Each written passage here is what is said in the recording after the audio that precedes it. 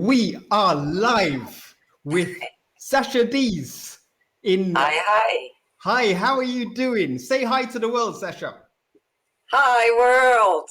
You've been to more Caribbean islands than I've got fingers, you know? Wow. Do I need to list all of them? Well, just give us Let's a see. run through. I'll put the actual destinations on the screen so people can see. The first one was Curacao.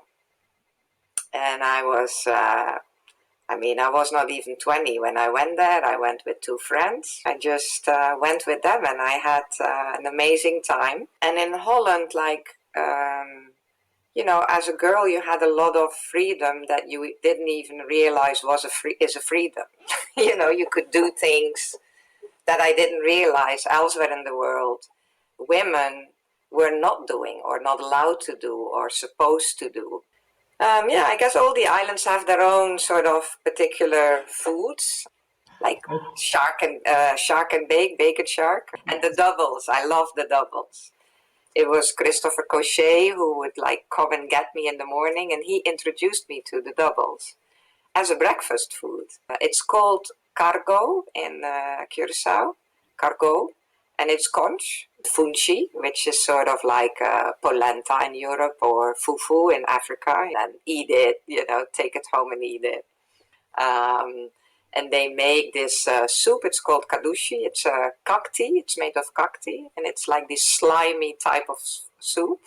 Fry the blood of goats, and it's called sangar cabrito, and then you eat that with So that's like a black pudding, similar to. Yeah, like the variety of the Surinamese kitchen.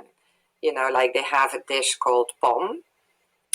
You have span makandra in Amsterdam, you have warm winnie in Rotterdam. I mean, there's all these. You have the draver, which is this very home-cooked meals.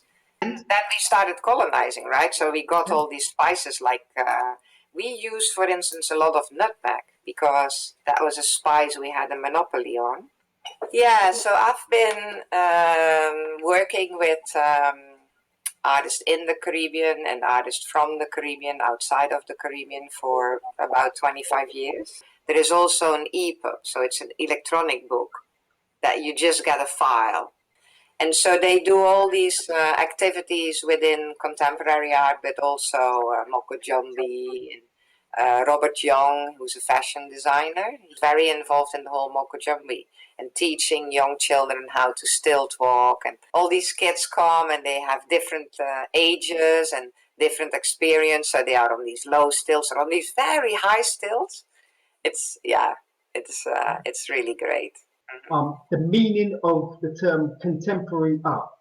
Mm-hmm. Now, if I understand, is that any art or a specific type of art that is being made this century or last century?